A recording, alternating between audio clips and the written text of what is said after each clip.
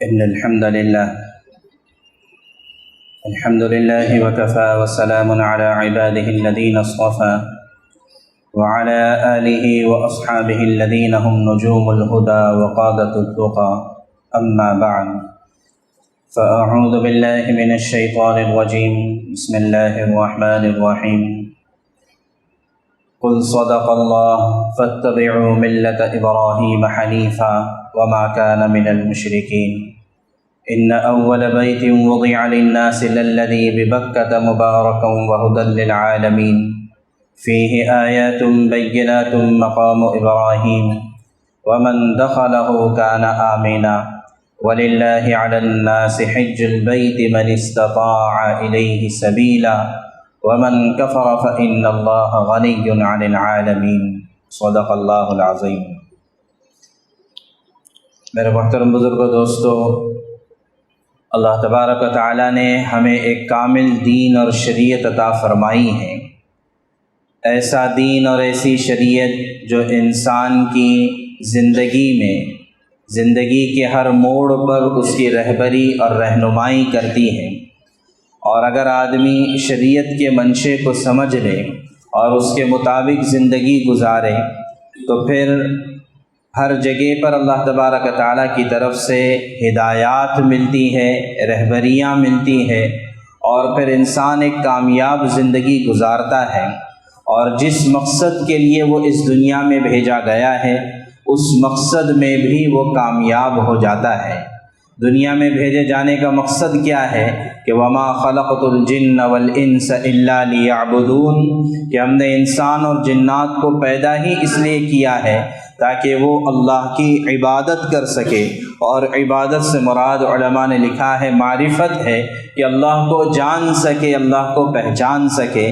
جب تک اللہ کو نہیں جانے گا، اللہ کو نہیں پہچانے گا، تب تک ساری کائنات کا علم حاصل کر کر بھی وہ جاہل ہے۔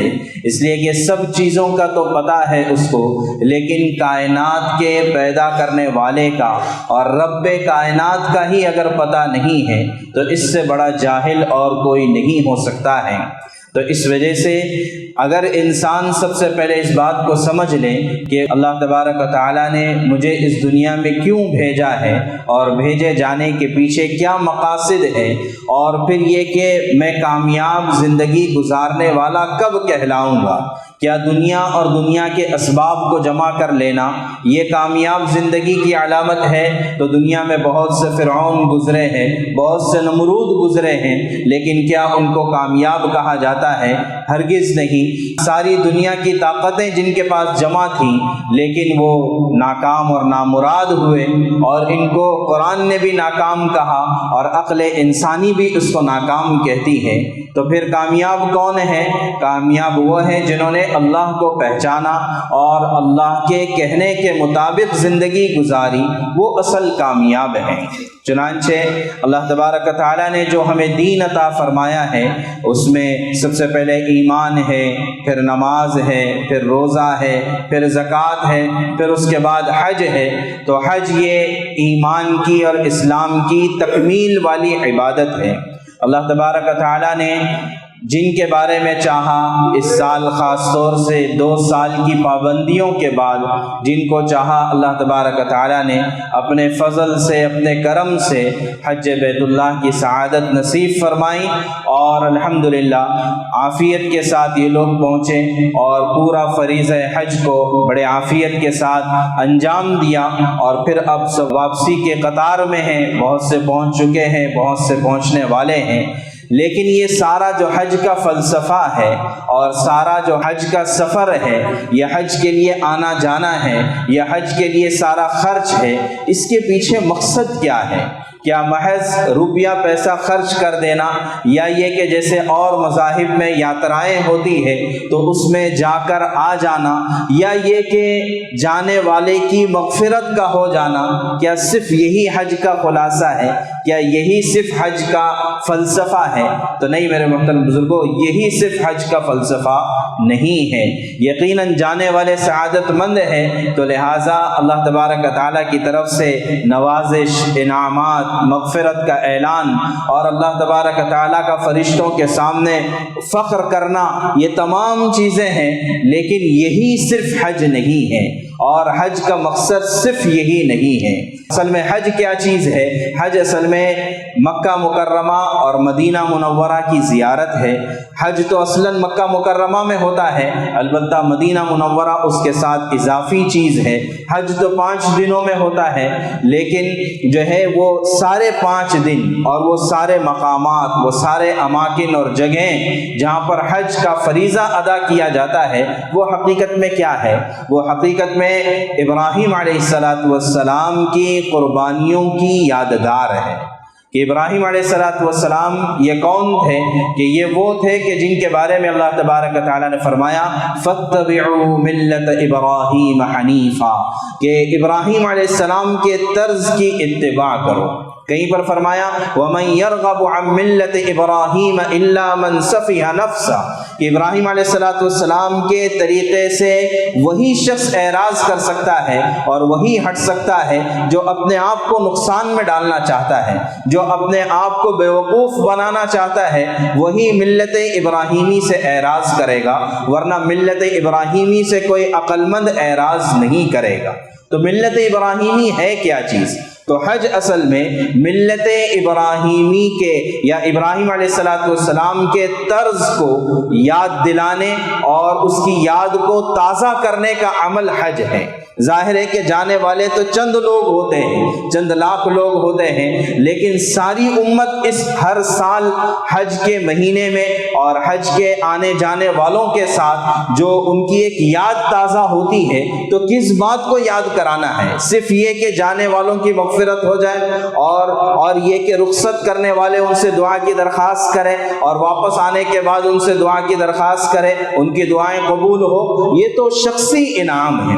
لیکن پوری امت پر جو یہ فرض کیا گیا ہے اور ہر سال یہ عمل ہوتا ہے، تو اس کے پیچھے ملت ابراہیمی کی یاد کو تازہ کرنا ہے۔ تو لہٰذا ملت ابراہیمی کیا ہے؟ ملت ابراہیمی کا مطلب ہے ابراہیم علیہ السلام والا طرز، ابراہیم علیہ السلام والا نہج، ابراہیم علیہ السلام والا طریقہ، اس کو اختیار کرنا۔ سارے انسانوں کے لیے یہ پیغام ہے کہ فَاتَّبِعُوا مِلَّةَ إِبْرَاهِيمَ حَنِيفًا، کہ ابراہیم علیہ السلام کے طرز کو اختیار کرو۔ اور ابراہیم علیہ السلام وہ شخصیت ہے جو متفق علیہ شخصیت ہے تمام انسانوں کے درمیان اور دنیا کے تمام مذاہب کے درمیان، اس وجہ سے کہ دنیا میں سب سے زیادہ پاپولیشن کے اعتبار سے عیسائیت ہے، پھر اسلام ہے، پھر یہودیت ہے، تو یہ تینوں مذاہب آسمانی مذاہب کہلاتے ہیں، ابراہیمک ریلیجن کہلاتے ہیں۔ تو یہ دین سماوی کہلاتے ہیں، آسمان سے اترے ہوئے دین کہلاتے ہیں۔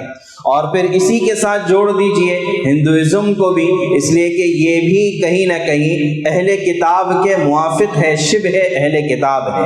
تو چوتھا بڑا مذہب ہندوازم ہے۔ تو ان تمام مذاہب میں ابراہیم علیہ السلام کا ایک مقام ہے، ایک درجہ ہے۔ تو لہٰذا جو طرز ابراہیم علیہ السلام کا ہوگا وہ سب کے لیے اتفاق والا ہوگا۔ تو اس لیے فرمایا کہ ابراہیم علیہ السلام والے طرز کو اختیار کرو۔ اب ابراہیم علیہ السلام والا طرز کیا ہے؟ تو اگر ہم ابراہیم علیہ السلام کی زندگی کو اٹھا کر دیکھیں گے تو ہمیں دکھتا ہے کہ سب سے پہلے کہ ابراہیم علیہ السلام نے کی سب سے بڑی خصوصیت یہ تھی کہ انہوں نے اللہ کو جانا تھا اور اللہ کو پہچانا تھا۔ وہی بات کہ انسانیت کے پیدا کیے جانے کا مقصد ہے اللہ رب العزت کی معرفت اور اس کی عبادت۔ تو ابراہیم علیہ السلام کی سب سے بڑی خصوصیت یہ تھی کہ انہوں نے اللہ کو جانا تھا اور پہچانا تھا۔ اور کیسے جانا تھا، کیسے پہچانا تھا؟ کسی رہبر کے ذریعے سے نہیں، بلکہ عقل سلیم جو اللہ تبارک و تعالیٰ نے عطا فرمائی ہے۔ اس لیے کہ بہت سارے لوگ یہ کہتے ہیں بھئی ہم جس گھرانے میں جس مذہب میں پیدا ہو گئے ہمارا کیا قصور ہے، ہمیں کیوں جہنم میں ڈالا جائے گا؟ تو قصور یہ ہے کہ جس مذہب میں یا جس گھرانے میں پیدا ہوئے اس کا کوئی قصور نہیں ہے، اس پر کوئی گرفت نہیں ہے، لیکن یہ کہ اس کے بعد تم نے طرز ابراہیمی کیوں نہیں اختیار کیا؟ طرز ابراہیمی کیا تھا کہ انہوں نے عقل سلیم کے ذریعے سے پہچانا تھا کہ اس کائنات کے بنانے والی کوئی ذات ہے اور کوئی ایسی عظیم شخصیت ہے جو اس پورے کائنات کے نظام کو چلاتی ہے۔ اس لیے کہ دنیا والے جن کو بڑا کہتے ہیں یا مہان سمجھتے ہیں، ابراہیم علیہ السلام نے ہر ایک کو دیکھا کہ فلما جن علیہ اللیل رأى کوکبا، کہ جب رات ہو گئی لوگوں نے کہا کہ ستارے بڑے مہان ہوتے ہیں کہ ایک ستارہ ادھر سے ادھر چلا جائے تو لوگوں کی تقدیریں بدل جاتی ہیں۔ یہ لوگوں کا عقیدہ ہوتا ہے کہ ستارہ جب یہاں سے وہاں چلا جائے تو موسم تبدیل ہوتے ہیں، بارش آتی ہے اور نحوست آتی ہے یا برکتیں آتی ہیں، یا جو بھی عقیدے ہیں۔ ابراہیم علیہ السلام نے ان عقیدوں پر غور کیا، تو لہٰذا جو چاہے جس مذہب میں پیدا ہو وہ سب سے پہلے اس بات پر غور کرے کہ ہمارا جو ایمان اور عقیدہ ہے وہ عقل کے بھی موافق ہے یا نہیں۔ صبح ہوتے ہی یہ ستارے سارے کے سارے ماند پڑ جاتے ہیں، یہ سارے کے سارے بے رونق ہو جاتے ہیں، ان کی طاقت بظاہر ختم ہو جاتی ہے، تو پھر وہ خدا کیسے ہو سکتا ہے کہ جس کی تھوڑی دیر کے لیے طاقت رہتی ہے، تھوڑی دیر کے لیے طاقت ختم ہو جاتی ہے۔ وہ تو ابراہیم علیہ السلام نے صرف دیکھا کہ یہ تو بے نور ہو جاتے ہیں، لیکن آج کی سائنسی تحقیقات تو بتاتی ہے کہ ستارے مر بھی جاتے ہیں۔ چنانچہ جیمز ویب کی جو تصویریں آئی ہیں اور ناسا کی طرف سے جس کو بھیجا گیا تھا، اور جو رنگین تصویریں اس وقت جو ہے کہکشاؤں کی اور یونیورس کی جو آ رہی ہیں، اس میں تو بتایا جا رہا ہے کہ یہ ستارہ ہے جو مر رہا ہے۔ تو ابراہیم علیہ السلام نے تو صرف ستارے کو بے نور ہوتے دیکھا، لیکن آج کی سائنس تو بتاتی ہے ستارہ مر بھی جاتا ہے، تو وہ خدا کیسے ہو سکتا ہے کہ جو مر جائے؟ پھر اس کے بعد ابراہیم علیہ السلام نے غور کیا کہ ہو سکتا ہے چاند میں کوئی کرشماتی طاقت ہو، اس کو خدا سمجھا جائے، لیکن دیکھا کہ وہ بھی غروب ہو جاتا ہے، تو فرمایا کہ نہیں، میں غروب ہونے والوں کو خدا نہیں مان سکتا۔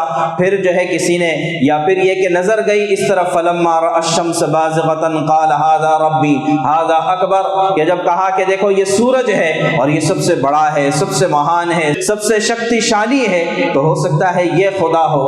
لیکن جب وہ بھی غروب ہو گیا تو فرمایا کہ نہیں، انی وجہت وجہی للذی فطر السماوات والارض حنیفا، کہ میں تو اپنا رخ اس ذات کی طرف کرتا ہوں، اس رب کی طرف کرتا ہوں جس نے آسمان اور زمینوں کو پیدا کیا ہے، ساری کائنات کو بنایا ہے۔ چنانچہ اللہ تبارک تعالیٰ فرماتے ہیں سنریہم آیاتنا فی الآفاق وفی انفسہم حتی یتبین لہم انہ الحق، کہ ہم جو ہے کائنات میں اور خود ان کی ذات میں ایسی نشانیاں ان کو بتائیں گے کہ یہ اس بات کے ماننے پر مجبور ہو جائیں گے کہ وہی حق ہے اور اللہ ہی سچ ہے اور اللہ ہی عبادت کرنے کے قابل ہے۔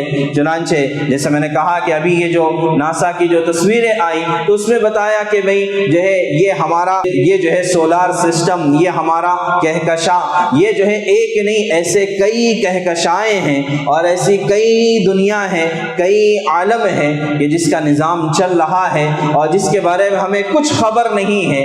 تو ظاہر ہے کہ ہم جب دیکھتے ہیں کہ ایک چھوٹی سی چیز، چاہے ہاتھ کی گھڑی ہو یا قلم ہو یا مائکروفون ہو یا کوئی بھی چیز، یہ خود سے پیدا نہیں ہوئی، ان کا کوئی بنانے والا، ان کو کوئی ایجاد کرنے والا، ان کا کوئی انوینٹ کرنے والا، ان کو کوئی پروڈیوس کرنے والا، ان کو کوئی بنانے والا ہوتا ہے، تو پھر ساری کائنات خود بخود وجود میں آ گئی، یہ کیسے ہو سکتا ہے؟ تو ملت ابراہیمی کا پہلا اصول یہ ہے کہ ایتھیزم کو ختم کیا جائے، یعنی کوئی خدا نہیں ہے، اس دعوے کو رد کیا جائے۔ یہ ساری کائنات بتاتی ہے، کائنات کا ایک ایک ذرہ بتاتا ہے کہ اس کو کوئی بنانے والا ہے اور اس کو کوئی پیدا کرنے والا ہے، اس کو کوئی چلانے والا ہے اور اس کا کوئی خالق ہے اور اس کا کوئی مالک ہے۔ دوسری بات ابراہیم علیہ السلام کی جو ملت ابراہیمی کی پتہ چلتی ہے، پہلی تو یہ کہ خدا کا تصور ملتا ہے، اور خدا کے نہ ہونے کی جتنی بھی باتیں ہیں، یہ جتنے بھی دلائل ہیں، یہ سب عقل کے خلاف ہیں۔ تو جو ہے طرز ابراہیمی یہ ہے، ملت ابراہیمی یہ ہے۔ دوسرا یہ ہے کہ جس خدا کو مانا جائے وہ خدا ایک ہو، تنہا ہو اور اکیلا ہو، یکتا ہو، اس کا کوئی شریک نہ ہو، اس کا کوئی مثل نہ ہو اور اس جیسا کوئی نہ ہو، لیس کمثلہ شیء، اس کی نہ کوئی صورت ہو، اس کی نہ کوئی تمثال ہو، اس کی نہ کوئی تصویر ہو، نہ اس کے برابر اور نہ اس جیسا کوئی ہو، ایسے خدا کو ماننا ہے۔ اسی وجہ سے فرمایا اتبعوا ملت ابراہیم حنیفا وما वमा कान मिनल मुशरिकीन। इब्राहिम अलैहिस्सलाम की सबसे बड़ी खुसूसियत ये थी कि वो एक खुदा को मानने वाले थे और वो अल्लाह के साथ किसी को शरीक ठहराने वाले नहीं थे। चुनांचे जितने भी मज़ाहिब को आप उठाकर देखेंगे या जितनी भी दुनिया में खुदा के सिलसिले में नज़रियात है, फ़लसफ़े हैं, या तो उनकी बुनियाद इस पर है कि खुदा है ही नहीं, तो मिल्लत इब्राहिमी और इब्राहिम अलैहिस्सलाम का तर्ज उसको रद्द करता है, उसको ख़त्म करता है। या फिर ऐसे आपको नज़रियात मिलेंगे कि जो खुदा को तो मानते हैं लेकिन खुदा के साथ औरों को भी मानते हैं, तो मिल्लत इब्राहिमी उसका भी रद्द करता है कि नहीं, कि मिल्लत इब्राहिमी ये है कि एक अल्लाह को माना जाए और उसके साथ किसी को शरीक न ठहराया जाए। तो ये मिल्लत इब्राहिमी है। अब जाहिर है कि ये वो सिरात मुस्तकीम है, ये वो सीधा रास्ता है जो इब्राहिम अलैहिस्सलाम पूरी दुनिया को बता कर गए हैं। अब इस रास्ते पर कैसे चलना है? जाहिर है कि इस रास्ते पर चलने के लिए किसी हादी की ज़रूरत है, किसी रहबर की ज़रूरत है, किसी दलील की ज़रूरत है। चाहे रास्ता कितना ही बेहतरीन बना हुआ हो, साफ शफाफ हो और हाईवे हो और उसमें हर तरह की सहूलियात हो, लेकिन अगर कोई रहबर ना हो, आदमी उस रास्ते पर नहीं चल सकता है। रहबर कोई भी हो सकता है, कोई इंसान भी हो सकता है कि ये फला सड़क फला मंजिल तक, फला मकाम तक जाती है, या फिर ये कि वहां पर साइन बोर्ड लगा हुआ हो, ये भी रहबरी है, या फिर ये कि आदमी गूगल से मदद ले ले, ये भी रहबरी है। लेकिन बहरहाल रास्ते पर चलने के लिए रहबरी की ज़रूरत है। तो मिल्लत इब्राहिमी पर चलना है तो उसके लिए रहबरी चाहिए। रहबरी कहाँ से मिलेगी? रहबरी वक्त के नबी के पास से मिलेगी। चुनांचे इब्राहिम अलैहिस्सलाम को अल्लाह तबारक व तआला ने जब मुंतखब फरमाया तो ऐलान कर दिया, इज़ क़ाल लहू रब्बुहु अस्लिम क़ाल अस्लमतु लिरब्बिल आलमीन, कि इब्राहिम अलैहिस्सलाम से कह दिया कि मुझे अपने आप को मेरे हवाले कर दो। ये तीसरा तर्ज है इब्राहिम अलैहिस्सलाम का कि अपने आप को अल्लाह के सुपुर्द कर देना, अपने आप को अल्लाह के हवाले कर देना। चुनांचे जब अल्लाह के हवाले कर दिया तो फिर जो है किसी की परवाह नहीं, न माँ बाप की परवाह, न कौम की परवाह, न वतन को छोड़ने की परवाह, न नमरूद से टकराने की परवाह, न आग में डाले जाने की आजमाइश से जो है डर गए, और न ही इस बात से कि अल्लाह तबारक तआला ने हुक्म दिया कि बे आब गियाह जगह में जाकर अपने बीवी और मासूम बच्चे को छोड़ कर आओ। फरमाया कि बारी ताला अगर आपका हुक्म है तो मैं हर चीज करने के लिए तैयार हूँ। रब्बना इन्नी अस्कनतु मिन ज़ुर्रिय्यती बिवादिन गैरि ज़ी ज़रअन इंद बैतिकल मुहर्रम। तो जो है मक्का मुकर्रमा क्या है, बैतुल्लाह क्या है? इब्राहिम अलैहिस्सलाम और उनके खानदान की कुर्बानियों की यादगार है कि वइज़ यरफ़उ इब्राहीमुल क़वाइद मिनल बैत व इस्माईल, के इब्राहिम अलैहिस्सलाम और इस्माईल अलैहिस्सलाम ने बैतुल्लाह की तामीर फरमाई। फिर जो है बैतुल्लाह में मकाम इब्राहीम है, ये खुद इब्राहिम अलैहिस्सलाम की तरफ मंसूब है। वहाँ पर आपके पैरों के कदमों के निशान मुबारक है। ये अल्लाह तबारक तआला ने बतौर मौजिज़े के उसको बाकी रखा। और फिर क्या है बैतुल्लाह में? बैतुल्लाह में चाहे जमजम है, जमजम का पानी है, वह करिश्माती पानी है। ये कहाँ से निकला? ये इस्माईल अलैहिस्सलाम और जो है इनके घर वालों की कुर्बानियों का नतीजा था। फिर उसके बाद हाजी जाता है, सफ़ा मरवा की सई करता है। ये सफ़ा मरवा की सई क्या है? उम्मे इस्माईल के दौड़ने की ये एक यादगार है कि ये दौड़ी थी, अल्लाह को ये दौड़ना पसंद आ गया, चुनांचे अल्लाह ने उसको हज का रुकन बना दिया, हज का एक अमल बना दिया। फिर क्या है? हाजी मीना जाता है। मीना क्या है? वो मैदान है जहाँ पर इब्राहिम अलैहिस्सलाम अपने लख्त जिगर को अपना हाथ पकड़ कर ले गए थे, और ये था कि अपने बेटे से कहा था, या बोले कि इन्नी अरा फिल मनाम अन्नी अज़बहुका फंजुर माज़ा तरा, कि बेटे मैं तो ये देख रहा हूँ कि तुझे अल्लाह के नाम पर ज़बह कर रहा हूँ, क्या राय है तेरी? तो बेटे ने भी क्या खूबसूरत जवाब दिया था, या अबत फ़अल मा तुअमर सतजिदुनी इंशा अल्लाह, कि ए अब्बा जान आप जो है कर गुजरिए जो आपको हुक्म दिया गया है, आप मुझे सब्र करने वालों में से पाएंगे। तो हाजी जो जाता है मीना में, अरफात में, मुज़दलिफ़ा में, और कंकरियाँ जो मारता है, ये सब के सब इब्राहिम अलैहिस्सलाम के इस तर्ज को याद करने के लिए जाता है और याद दिलाने के लिए जाता है। खुद भी याद करेगा اور واپس آ کر اپنے مقام پر اوروں کو یاد دلائے گا کہ ملت ابراہیمی یہ ہے، ملت ابراہیمی یہ ہے کہ اللہ کے حوالے اپنے آپ کو کیا جائے، اللہ نے جو کچھ دیا ہے یہ سب اللہ کے نام پر لگایا جائے۔ اللہ نے اگر جان دی ہے تو جان اللہ کے نام پر لگے، مال دیا ہے تو مال اللہ کے نام پر لگے، وقت اور صلاحیت اللہ نے دی ہے تو یہ اللہ کے نام پر لگے، اس لیے کہ اس کا ہم سودا کر کر آ چکے ہیں۔ ان اللہ اشترى من المؤمنین انفسهم واموالهم بان لهم الجنہ، کہ جنت کے بدلے میں جان اور مال خریدی جا چکی ہے، اس میں ہمارا اختیار نہیں ہے۔ اب یہ وہی لگے گی جہاں اللہ چاہیں گے، اور یہ وہی خرچ ہوگا جہاں پر اللہ کی رضا ہوگی۔ تو یہ ملت ابراہیمی ہے، اس کو اختیار کرنے کے لیے کہا گیا۔ اور ایک جگہ پر اللہ تبارک تعالیٰ فرماتے ہیں ان ابراہیم کان امۃ قانتا للہ حنیفا شاکرا لانعمہ۔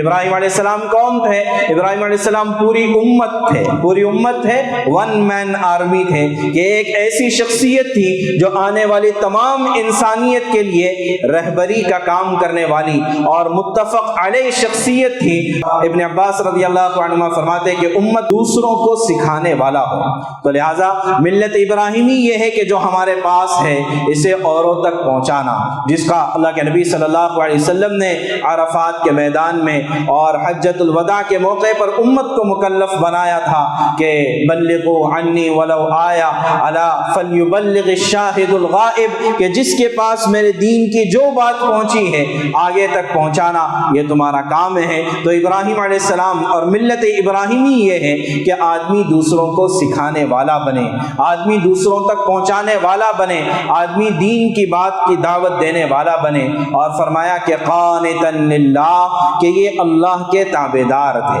کہ ہر کام میں ہر عمل میں یہ اللہ کی تابعداری کو دیکھتے تھے۔ اور ہمارے لیے یہ ہے کہ اللہ کی تابعداری اور رسول اللہ صلی اللہ علیہ وسلم کی سنتوں کو دیکھنا یہ ہمارے لیے ملت ابراہیم ہے۔ اور حنیفہ، حنیف کہتے ہیں کہ ادھر ادھر تاک جھانک نہ کرنے والا، سیدھا ایک راستہ جب مل گیا ہے، جب قرآن مل گیا ہے، جب ہدایت مل گئی ہے، تب ادھر ادھر تاک جھانک نہ کرنا، بلکہ سیدھے اپنے مقصد پر یکسوئی کے ساتھ لگے رہنا، یہ حنیف ہے۔ اور یہ فرمایا کہ شاکرا لانعمہ، چوتھی صفت بتائی کہ ابراہیم علیہ السلام کی یہ تھی کہ وہ اللہ تعالیٰ کی نعمتوں کی قدردانی اور شکر گزاری کرنے والے تھے۔ اللہ تبارک تعالیٰ نے کتنی نعمتوں سے نوازا ہے، آدمی تھوڑی دیر کے لیے غور کرے تو پتہ چلے گا کہ اتنے گناہوں کے باوجود اور اتنی اللہ کی نافرمانیوں کے باوجود، بلکہ اللہ سے بغاوت کے باوجود، اللہ تبارک تعالیٰ نے صبح سے شام تک کتنی نعمتوں سے نوازا ہے۔ اب ان نعمتوں کی قدردانی کرنا، اور نعمت کی قدردانی یہ ہے کہ دینے والے نے جس کام کے لیے وہ نعمت دی ہے اس کام کے لیے استعمال کرنا، یہ نعمتوں کی قدردانی ہے۔ تو اس لیے فرمایا کہ یہ ملت ابراہیمی ہے۔ تو حج یہ سارا کے سارا ملت ابراہیمی کی یاد کو تازہ کرنے کا ایک ذریعہ ہے اور ایک یاد کو تازہ کرنے کا ایک سبب ہے۔ ظاہر ہے کہ جانے والے بھی اس کو تازہ کریں گے اور واپس آنے کے بعد نہ جانے والوں کو بھی اس کی یاد تازہ کرائیں گے، اور پھر جو ہے اس کے ظاہر ہے کہ یہ اللہ کے گھر پر جانا یہ اللہ سے محبت کی علامت اور نشانی اور عشق کا سفر ہوتا ہے۔ اور صحیح بات تو یہ ہے کہ جب حج فرض ہو جائے، جب آدمی کے پاس اتنی استعداد آ جائے کہ وہ آنے جانے کا خرچ برداشت کر سکتا ہے، اللہ نے جسمانی سلامتی جب تک دی ہے تب تک حج کر لینا چاہیے۔ امت کا ایک بہت بڑا غلط فہمی یہ ہے اور غلط فہمی میں مبتلا ہے کہ جب بوڑھے ہو جائیں گے تو پھر حج کریں گے۔ محترم بزرگوں، بوڑھے ہونے کے بعد آدمی حج کرنا بھی چاہے تو نہیں کر پاتا ہے، پہنچ بھی جاتا ہے، بہت سے اعمال کرنا چاہتا ہے نہیں کر پاتا ہے۔ حج تو اصل جوانی کا ہے۔ تو لہٰذا اللہ نے جن کو طاقت صلاحیت دی ہے وہ نیت کر لیں، ارادہ کریں، ابھی سے تیاری کریں کہ انشاءاللہ ہم جلد سے جلد اللہ کے دربار میں پہنچیں گے اور اللہ کی بارگاہ میں پہنچیں گے۔ اس کے لیے اسباب بھی جمع کرنا ہے، اس کے لیے دعائیں بھی کرنا ہے۔ اور جو ہے صحیح بات تو یہ ہے کہ جب آدمی کی طلب اور تڑپ ہوتی ہے اور جب آدمی کی مسلسل اللہ تبارک تعالیٰ سے سے گزارش اور دعائیں ہوتی ہیں، اللہ تبارک و تعالیٰ اسباب کا ایسا آنن فانن انتظام کر دیتے ہیں کہ آدمی کے تصور میں بھی نہیں ہوتا ہے، ایک آدمی پہنچنے کی کوئی صلاحیت نہیں رکھتا، لیکن اللہ تبارک و تعالیٰ کیسے انتظام کرتے ہیں یہ اللہ کی قدرت ہے۔ تو لہٰذا حج جو ہے یہ جوانی میں ہے، حج جو ہے قدرت ہونے پر ہے، حج جو ہے صاحب استعداد ہونے پر ہے، اور اس کی وجہ یہ ہے کہ جب آدمی حج کے لیے جاتا ہے تو وہاں کی ایک دنیا ہی الگ ہے۔ آپ دیکھیں آدمی دنیا کے مختلف مقامات پر گھومنے پھرنے جاتا ہے، کیوں کہ بھئی وہاں کا خوبصورت منظر ہے، وہاں پر فلاں چیز بہت اچھی ہے، وہاں فلاں چیز بہت اچھی دکھتی ہے، بہت اچھی ملتی ہے، تو آدمی وہاں گھومنے جاتا ہے۔ یہاں پر کیا ہے؟ یہاں پر نہ جو ہے سنگلاخ پہاڑیاں ہیں، یہاں نہ آبشارے ہیں، نہ یہاں پر سبزہ ہے، نہ یہاں پر ہریالیاں ہیں، لیکن اس کے باوجود ساری دنیا امنڈ کر یہاں پر آتی ہے، اس لیے کہ کچھ تو ملتا ہے، کچھ تو آدمی وہاں جانے کے بعد پاتا ہے کہ جس کو آدمی الفاظ میں بیان نہیں کر سکتا، اور نہ ہی وہاں کے ویڈیو اور تصویروں کے ذریعے سے آدمی اس چیز کو حاصل کر سکتا ہے، بلکہ وہاں جانے کے بعد جو بیت اللہ پر جو نظر پڑتی ہے واللہ وہ نظر ہٹنے نہیں پاتی ہے، دل نہیں چاہتا ہے کہ وہاں سے کبھی نظر ہٹائی جائے۔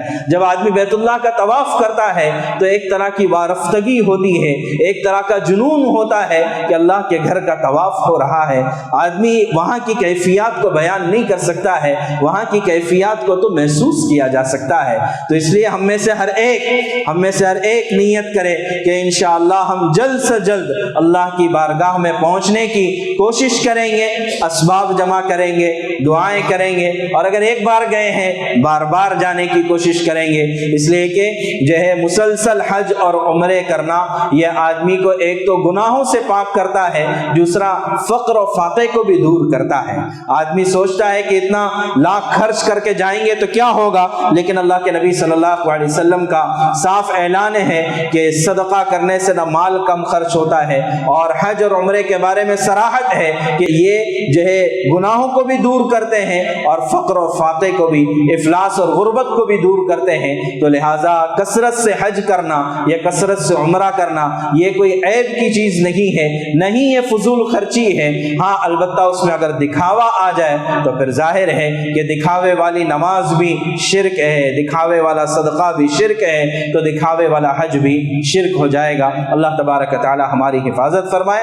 اور پھر یہ کہ مدینہ منورہ کی حاضری ہوتی ہے، لیکن بس مدینہ منورہ کے بارے میں صرف اتنا بتانا ہے کہ اس ملت ابراہیمی کو سب سے اخیر میں آنے والے رسول جناب محمد رسول اللہ صلی اللہ علیہ وسلم نے ملت ابراہیمی کو ڈیفائن کر کر بتایا، واضح کر کر بتایا، اور فرمایا ترکتکم علی الملت البیضاء لیلھا کنہارھا، کہ صاف ستھری شریعت پر تم کو چھوڑ کر جا رہا ہوں جس کی رات بھی دن کی طرح سے واضح ہے، روشن ہے۔ تو وہ طرز کیا ہے؟ اس کے لیے مدینہ منورہ کا سفر ہے، اس کے لیے رسول اللہ صلی اللہ علیہ وسلم کی سیرت ہے، اور آپ کی سیرت کو جاننا ہے۔ اللہ تبارک و تعالی ہمیں صحیح معنوں میں ملت ابراہیمی کے مطابق زندگی گزارنا آسان فرمائے، اور اللہ کے رسول صلی اللہ علیہ وسلم کے طرز اور سنت اور طریقوں کے مطابق اپنی زندگیوں کو ڈھالنا آسان فرمائے۔ یا رب صلی وسلم دائما ابدا